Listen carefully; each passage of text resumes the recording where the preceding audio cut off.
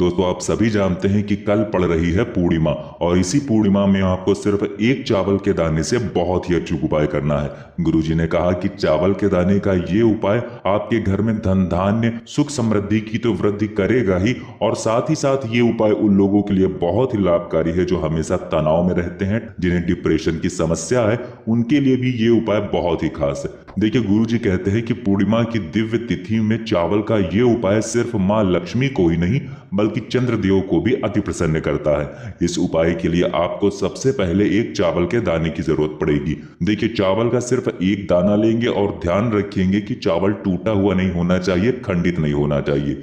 इसी के साथ आपको एक बेलपत्र ले लेनी है, लेकिन बेलपत्र भी कटी फटी नहीं होनी चाहिए। अगर आपके पास बेलपत्र नहीं है तो फिर आप शिवलिंग के ऊपर चढ़ी हुई बेलपत्र का भी इस्तेमाल कर सकते हैं। शिवलिंग से बेलपत्र को उठाकर उसे जल से शुद्ध करके फिर उसका इस्तेमाल कर सकते हैं। अब इसके बाद आपको एक लोटा जल ले लेना है। जल आप तांबे के पात्र में भी ले सकते हैं, स्टील के पात्र में भी ले सकते हैं या फिर अन्य किसी भी धातु के पात्र में आप जल ले सकते हैं। अब देखिए बहुत ही अचूक उपाय है, इसलिए आप लोग बिल्कुल ध्यान से समझिएगा।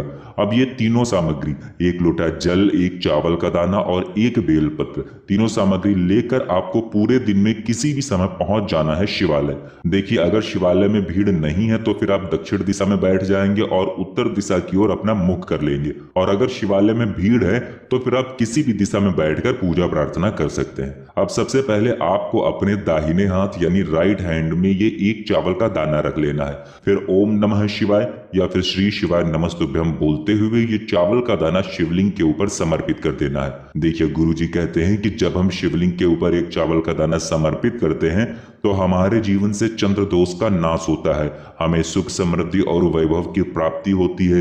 जिन लोगों को डिप्रेशन की समस्या होती है, जिनकी मानसिक स्थिति संतुलित नहीं रहती है, जिन्हें बहुत ज्यादा तनाव रहता है, उनके लिए ऐसा करना बहुत ही लाभकारी होता है। इसके बाद आपके पास जो एक बेलपत्र है उसको अपने सीधे हाथ यानी राइट हैंड में ले लेना है और 11 बार ओम नमः शिवाय या फिर श्री शिवाय नमस्तुभ्यम मंत्र बोलना है। मंत्र का जाप करने के बाद फिर आपको अपनी वो विशेष मनोकामना बोल देनी है जिसके लिए आप ये उपाय कर रहे हैं। देखिए अगर आपकी धन से जुड़ी हुई मनोकामना है या फिर आपके व्यापार से जुड़ी हुई मनोकामना है या फिर आपकी नौकरी से जुड़ी हुई मनोकामना है या फिर आप चाहते हैं कि आपके मन मस्तिष्क में शांति बनी रहे, परिवार में लड़ाई झगड़े क्लेश समाप्त होकर शांति बनी रहे, या जैसी भी आपकी मनोकामना है वो आपको बोल देनी है। लेकिन आपको एक बात का ध्यान रखना है कि बेलपत्र आपको अपने हाथ में ही रखकर मनोकामना बोलनी है। इसके बाद ये एक बेलपत्र आपको शिवलिंग के ऊपर समर्पित कर देना है। बेलपत्र की चिकनी तरफ का हिस्सा शिवलिंग के ऊपर स्पर्श करेगा और धीरे से ये बेलपत्र आपको शिवलिंग के ऊपर रख देना है यानी समर्पित कर देना है। आपको एक बात का और ध्यान रखना है कि ये बेलपत्र आप चावल के दाने के ऊपर ही रखेंगे। जो चावल अभी आपने समर्पित किया है उसके ऊपर ही ये बेलपत्र समर्पित करेंगे। अब इसी के साथ आप एक बात का और भी ध्यान रखेंगे कि बेलपत्र की डंडी का हिस्सा आप अपनी तरफ रखेंगे। आप जिस भी दिशा में खड़े होकर ये उपाय कर रहे हैं उस दिशा में आपको बेलपत्र की डंडी रखनी है। मान लीजिए आप दक्षिण दिशा में खड़े होकर ये उपाय कर रहे हैं तो बेलपत्र की डंडी का हिस्सा दक्षिण दिशा की तरफ रहेगा। अगर आप बेलपत्र की डंडी का हिस्सा अपनी तरफ नहीं करेंगे तो आपको इस उपाय से कोई भी लाभ नहीं होगा। इसके बाद आपके पास जो एक लोटा जल है वो इसी बेलपत्र के ऊपर आप धीरे धीरे समर्पित कर देंगे यानी अर्पित कर देंगे।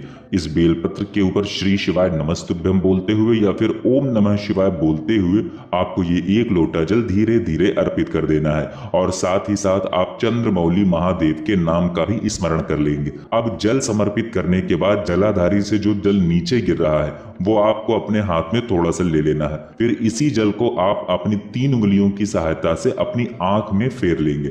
ये जल आंखों में फेरते हुए आपको अपने मन में ऐसे भाव रखने हैं कि महादेव की कृपा से, चंद्रदेव की कृपा से मेरे जीवन की सारी परेशानियां, मेरे जीवन के सारे कष्ट समाप्त हो रहे हैं, मेरी जो बीमारी है वो भी समाप्त हो रही है। पूज्य गुरु जी कहते हैं कि पूर्णिमा के दिन अगर आप इस अचूक उपाय को पूरे दिल से करते हैं तो ये निश्चित है कि आपके जीवन से इन सभी परेशानियों का अंत हो जाएगा। तो दोस्तों ये था पूज्य गुरु जी द्वारा बताया गया कुछ बेहद खास उपाय इस पूर्णिमा के लिए। अगर आप लोगों को जानकारी अच्छी लगी हो तो वीडियो लाइक करिएगा। मिलते हैं फिर एक नए वीडियो के साथ। श्री शिवाय नमस्तुभ्यम।